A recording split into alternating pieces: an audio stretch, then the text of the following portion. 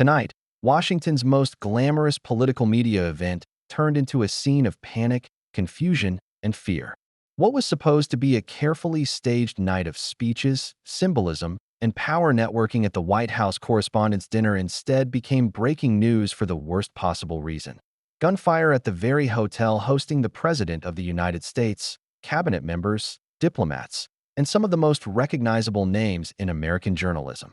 And within seconds, President Donald Trump was rushed off stage by Secret Service agents as guests ducked under tables and security teams flooded the ballroom. This was not just another security scare. It happened at one of Washington's most visible institutions, a dinner that is supposed to represent the uneasy but essential relationship between political power and the press. Instead, it became a reminder of how fragile public life has become in the United States, how tense the political climate remains, and how quickly a ceremonial event can become a national crisis. So what exactly happened inside the Washington Hilton? Who was the suspect? Was President Trump the intended target? How did an armed man get so close to one of the most protected rooms in America that night? And why does this incident matter far beyond one dinner in Washington, D.C.? That's what we're breaking down today. The White House Correspondents Dinner is usually built around spectacle. It's where journalists, politicians, celebrities, and administration officials gather in black tie for a highly choreographed night of speeches and symbolism. This year was especially notable because it marked the first time Trump had attended the dinner while serving as president, after skipping it throughout his first term. That alone made the event politically significant before anything went wrong. Then, at around 8:35 to 8:36 p.m. local time, the atmosphere shattered. According to authorities and multiple reports, a lone armed man rushed a Secret Service checkpoint in the hotel lobby area near the ballroom where the dinner was taking place. He was reportedly carrying a shotgun, a handgun, and multiple knives. As law enforcement confronted him, shots were fired. In the ballroom, guests heard loud bangs, some initially unsure whether they were hearing dropped trays, popping sounds, or actual gunfire. But within moments, the response made it unmistakably clear this was a live threat. Video from the ballroom reportedly showed Secret Service agents storming toward the stage and forming an immediate protective barrier around Trump, Melania Trump, Vice President J.D. Vance, and other senior officials. Guests in formal wear dropped under tables. Tactical teams moved into position with weapons drawn. What had been a celebratory Washington ritual turned into a lockdown scene in seconds. According to reporting from NBC and the BBC, Trump was evacuated quickly, and by roughly 8:45 p.m., he had left the hotel. Other senior officials were also moved to secure rooms or evacuated as the scene was stabilized. The speed of the response almost certainly prevented the chaos from becoming something even worse. Multiple U.S. media outlets identified the suspect as Cole Allen, a 31-year-old man from Torrance, California. NBC identified him as Cole Thomas Allen, while BBC partner reporting cited the name as Cole Thomas Allen. Authorities said he appeared to be a lone actor, though the investigation into motive was still ongoing at the time of reporting. One of the most striking details is that this was not a suspect who matched the public stereotype many people might expect. NBC reported that he had no criminal record and was not previously on the radar of Washington law enforcement. His professional and academic background, as reported by NBC, included a degree from Caltech in mechanical engineering, later studies in computer science, work as an engineer, independent game development, and part-time teaching. A former teammate described him as highly intelligent, gentle, and super stable, making the allegations all the more shocking to people who knew him. That background matters because it complicates the public narrative. This was not, based on reporting so far, someone already publicly known as violent or unstable in the criminal justice system. It reinforces a recurring and troubling theme in modern political violence. The threat can emerge suddenly from individuals who previously drew little or no law enforcement attention. There are also reports about what he may have intended. BBC partner CBS reported that after being detained, the suspect told law enforcement he wanted to shoot officials in the Trump administration. But it's important to be careful here. Police had not officially confirmed a definitive motive at the time of the live reporting, and authorities continued describing the motive as unclear. So while there are indications that administration officials may have been the intended targets, that point still sat in the realm of reporting and investigation rather than final official conclusion. One Secret Service officer was struck by gunfire during the confrontation, but officials said the officer's ballistic vest absorbed the impact, and the officer was later released from the hospital. That detail alone tells you how close this incident came to becoming a mass casualty or presidential assassination level event. A gunman armed with multiple weapons reached a checkpoint outside a ballroom packed with national power brokers, and an officer took a shot at close range. And yet, at the same time, the security system also did what it was designed to do at the last line of defense.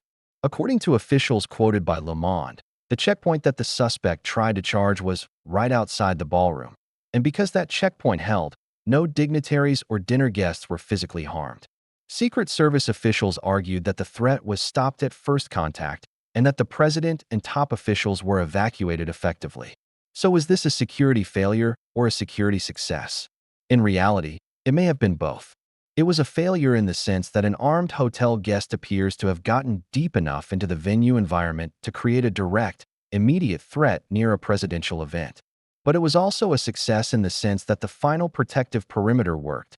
The suspect was intercepted before reaching the ballroom, the president was evacuated, and the casualty count did not explode. This was not just an attack near a president. It happened at an event symbolically tied to democratic institutions: the presidency, the press, and the First Amendment. The White House Correspondents Dinner is often mocked, sometimes criticized, and frequently politicized. But it still stands as a ritual of democratic visibility, where rival institutions occupy the same room. An attack in that setting sends a message far beyond the target list of any one suspect. That's one reason international reaction came quickly. BBC's coverage highlighted condemnation and concern from leaders in the UK, Canada, Australia, India, Pakistan, Mexico, the European Union, and even Venezuela. UK Prime Minister Keir Starmer reportedly said that any attack on democratic institutions or on freedom of the press should be condemned in the strongest terms. Those reactions show that the incident was immediately understood not just as an American security story, but as a test of democratic stability in one of the world's most powerful countries. It also lands in the shadow of America's recent history of political violence.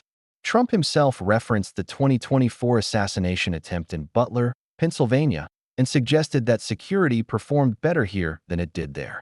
Whether one agrees with Trump's framing or not, the comparison is unavoidable. In just a few years, the United States has seen repeated moments in which its political life has been pierced by real-world violence rather than rhetorical conflict alone. That changes how both allies and adversaries view America's internal resilience. For global audiences, the optics are powerful. The world watched images of black-tie guests taking cover under tables while the U.S. president was rushed out by armed agents. Those are not normal images for a healthy superpower. They project vulnerability, division, and institutional stress. Whether fair or not, geopolitical rivals will notice that. Allies will notice it too. After the evacuation, Trump quickly moved to Project Control.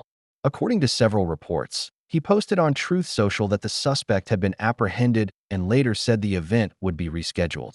At a White House press conference, he described the suspect as a lone wolf and called for Americans to recommit to resolving differences peacefully. He also praised the officers who protected the room and the injured officer whose vest likely saved his life. But Trump also framed the incident in personal and historical terms. Time and Euronews both reported that he spoke about being repeatedly targeted and even compared the experience of high-impact political figures to past assassination history, including Abraham Lincoln. That kind of rhetoric will likely energize supporters, provoke critics, and deepen the already intense political meaning attached to the event. And this is where the narrative battle begins. One side will present this as proof that political hatred in America has become physically dangerous, especially for high-profile figures. Another side will focus on the unanswered security questions and ask why a supposedly secure venue allowed a threat to get that close. Others will argue the deeper issue is the country's overall normalization of political rage, armed confrontation, and institutional distrust. All of those conversations are now unavoidable. Even with the intense coverage, several crucial questions remain unresolved. First, what was the suspect's precise motive? Reports suggest he may have targeted administration officials, but police had not definitively confirmed motive in the immediate aftermath. That matters because motive will shape whether this is ultimately classified in the public mind as an attempted assassination, an ideological attack, a personal grievance, or some mix of all three. Second, how did he move through the hotel with that level of weaponry? Investigators were expected to review video across the hotel and reconstruct exactly how the weapons entered and how the suspect reached the screening point near the ballroom. That reconstruction may become the most important operational finding of the entire case. Third, was he truly acting alone? Officials repeatedly described him as appearing to be a lone actor, but in cases like this, law enforcement will always examine communications, travel patterns, digital footprints, and any ideological or personal networks. FBI activity at a Torrance area home associated with the suspect suggests that phase of the investigation was already moving quickly. And fourth, what changes now? Because after a security breach like this, Washington rarely returns to business as usual. Venue protocols may be tightened. Screening zones may widen. Hotels hosting presidential events may face new pressure to lock down more than just the immediate event room. The White House Correspondents Dinner itself may never feel quite the same again. In the end, this story is about more than one suspect and more than one night. It is about the state of American politics, the security of public institutions, and the increasingly thin line between ceremony and crisis. One moment, Washington's elite were gathered for a glamorous annual ritual. The next, they were on the floor under tables while gunfire echoed through the hotel. That contrast is the real headline. President Trump was safe. Other dignitaries were safe. The injured officer survived. The suspect was taken into custody. On one level, the system held. But on another level, the event exposed just how combustible the current moment is, not only in American politics, but in how the world now watches the United States manage pressure, polarization, and violence inside its own public institutions.